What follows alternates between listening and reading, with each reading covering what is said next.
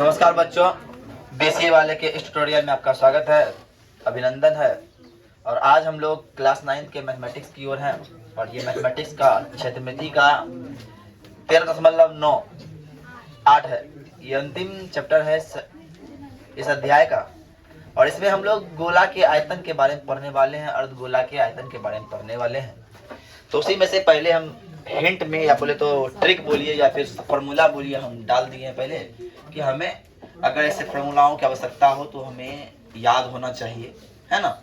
और गोले का आयतन निकालने बोला है, जिसका त्रिज्या दिया हुआ है, तो हम सर गोले की आयतन को निकाल सकते हैं। तो नंबर 1 डालिए और इसका सॉल्यूशन जब बनाइएगा आप नंबर 1 डाल के, जानते हैं सर क्या आएगा? Number 1 solution. तो त्रिज्या r बराबर 7 मीटर है। कितना है? 7 मीटर। तो सर गोले का आयतन की बात कर रहे हैं ना, किसकी बात कर रहे हैं? गोले का आयतन। गोले का आयतन। जब गोले का आयतन की बात कर रहे हैं तो गोले का आयतन का फॉर्मूला होता है, जानते हैं सर क्या? ऊपर में लिखा 4/3 pi are, 4/3 pi R cube. तो सर 4 का तो 4 हो गया, 4/3 हो गया और पाई का मान हमने लिया 22/7 और r का मान लिया 7 का क्यूब, मतलब 7 गुने 7 गुने 7। जब सर इन्हें आप कटाइएगा तो सर ये क्या हो जाएगा? 7 और 7 हो जाएगा खत्म। तो 22 चौके कितना हो जाता है? 22 चौके कितना होता है सर बताइए?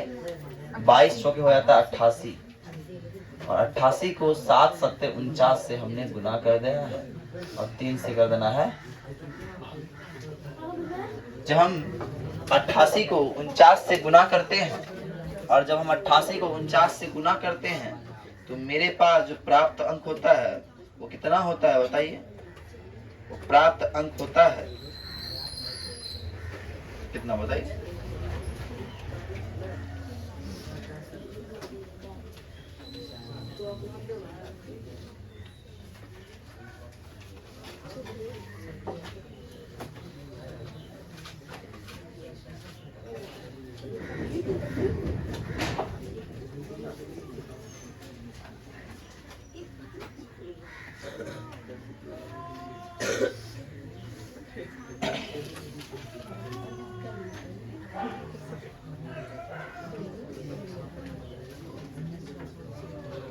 तैतालीस सौ 12 कितना था? 4312 आया। जब 3 से डिवाइड करेंगे इतना मीटर क्यूब हो गया इसका आयतन। आप लोग यहाँ पे आगे बढ़ सकते हैं, लेकिन जब 2 नंबर के बात हम करेंगे तो 2 नंबर में क्या हो जाएगा सर? तो r का मान 2 नंबर कितना दिया है सर? 0.63 दिया है और हमने करना क्या है सर? आयतन ज्ञात करना है। क्या ज्ञात करना है? आयतन का फॉर्मूला हमें क्या पता है sir? 4/3 pi R cube. 4/3 pi R cube है ना। तो 4 का 4 हो गया बटा 3 हो गया और पाई का मान 22/7 हो गया और r का मान 0.63 गुना 0.63 और गुना 0.63 हो गया। अरे हुआ कि नहीं सर? अरे हुआ कि नहीं? और जब इसको मल्टीप्लाई कीजिएगा, गुना कीजिएगा, घटाइएगा तो इसका आंसर जानते हैं सर कितना आने वाला है? जब गुना कीजिएगा, मल्टीप्लाई कीजिएगा तो उसके बाद जो आंसर आने वाला है वो आंसर आएगा 1.05 इसका आंसर आने वाला है। तो कटा तरह देख लीजिएगा 1.05 सेंटीमीटर क्यूब आएगा। तो आप क्या कीजिए, पहले इस सब गुना कर दीजिए और 21 से डिवाइड कर दीजिएगा तो आंसर आपको पता चल जाएगा, ठीक है ना। तो आप लोग कर सकते हैं। उतारिए पहले, देखिए यहाँ पे दिया क्या है? व्यास दिया हुआ है। क्या दिया हुआ है? व्यास। व्यास किसे कहते हैं बताएं आप लोग को? व्यास अगर कह रहे हैं इसका मतलब क्या कह रहे हैं? डी। क्या कह रहे हैं? डी हो गया 28 सेंटीमीटर। तो आर क्या हो जाएगा? 28 बटा कितना हो गया? 14 सेंटीमीटर। क्या हो गया? कितना हो गया? 14 सेंटीमीटर। ध्यान समझिए, जब ये 14 सेंटीमीटर हो गया तो हमें निकालना क्या है? समझिए, पहले एक गेंद है और एक गेंद को किसी पानी में डाल दिया जाए, जितना गेंद का आयतन होगा उतना पानी गिर जाएगा, हट जाएगा, हटेगा ना? तो पानी कितना हटेगा? तो वही बात बोल रहा है, व्यास इतना दिया, पानी कितना हटेगा? पानी हटा मतलब आयतन। तो पानी को विस्थापन करेंगे जो वो क्या हो जाएगा? गेंद के आयतन के बराबर हो जाएगा, है ना? विस्थापित पानी का आयतन, पानी बराबर गेंद का आयतन का आयतन। विस्थापित पानी का आयतन क्या हो जाएगा? गेंद का आयतन हो जाएगा, ये हो जाएगा 4/3 pi R cube. 4/3 pi R cube हो जाएगा। और सर आप लोग पता है कि हमने 4 का तो 4 है, 3 का 3 है, पाई का मान 22/7 है और आर का मान 14 गुने 14 गुने 14 रखा है। और जब घटाइए सर तो क्या निकल रहा है? 7 एकम 7 गुने 14 और आपको 8 गुना 22, 8 दुना 16, 8 दुना 16 1 17 गुना 14 का स्क्वायर 196 और जब बस गुना कीजिएगा सर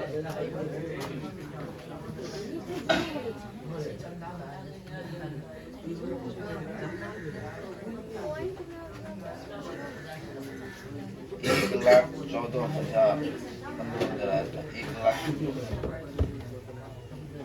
इसका आता है 1,15,000 बट्टा 3 और जब कटाएंगे तो 1,14,000 2 गुना 3 सेंटीमीटर क्यूब।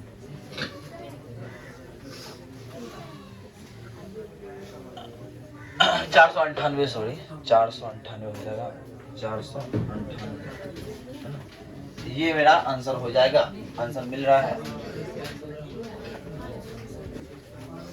देखिए ध्यान में है डी इतना है, त्रिज्या इसका आधा हो जाएगा। अब सेम है पानी का विस्थापन तो मतलब गेंद का आयतन बराबर हो जाएगा। गेंद कैसा है सर? तो गेंद का आयतन 4/3 पाई आर क्यूब, तो 4/3 पाई का मान 22/7, आर का मान 0.12/2 1.2 इतना है। अब इसको सॉल्व कीजिए तो ये आंसर हो गया 0.048 सेंटीमीटर मीटर क्यूब में आंसर है ना। अब तीसरा नंबर प्रश्न देखिए क्या है, ध्यान से। अब देखिए तीसरा नंबर प्रश्न क्या है। एक धातु का गेंद बना हुआ है, गेंद मतलब एक लोहा का गेंद की तरह बना हुआ है और बोल रहा है कि इस गेंद का द्रव्यमान कितना होगा यदि 1 सेंटीमीटर क्यूब का द्रव्यमान 8.9 ग्राम है। तो पहले हमको निकालना होगा आयतन।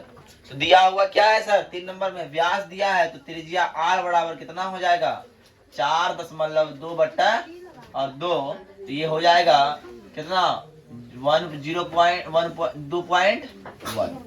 तो सर आयतन निकालने की बात कर रहा है, तो आयतन अगर निकालते हैं सर, आयतन अगर निकालते हैं सर तो 4/3 pi R cube, 4/3 pi R cube, 4/3 pi R cube. अब देखिए सर, तो 4 का 4 रह गया, 4 का 4 रह गया, अब पाई का मान 22/7 रह गया और आर का मान क्या हो गया? आर का मान जो है वो कितना हो जाएगा सर? 2.1 क्यूब है, मतलब एक बार, दो बार और 3 बार। सर देखिए सर कटता कैसे है, 3 एकम 3 और 3 7 21 तो 0 पॉइंट है कि ना। अब देखिए 0.3 है और कटाना है, ये कटेगा कितना बार में, इसे 10 बार में कटेगा। हाँ 10 मान लो एक बार में कटा, 10 मान लो उड़ा दो, 10 आएगा है ना। अब कैसे कटेगा, 2 दूने 4 2 पंचे 10। अब कटवे ना कर सकते तो क्या करेंगे जी, गुना कर देंगे। 22 दूने 44 गुना 21 का स्क्वायर कितना 441, 2 अंक के बाद दशमलव और नीचे में बढ़ गया 5, नीचे में बच गया 5।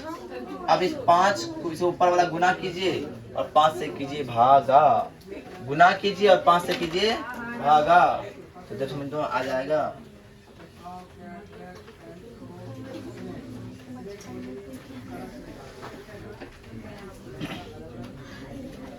कीजिएगा तो निकल जाएगा 38.808 सेंटीमीटर क्यूब। जब कीजिएगा पूरा निकल जाएगा 38.808 सेंटीमीटर क्यूब।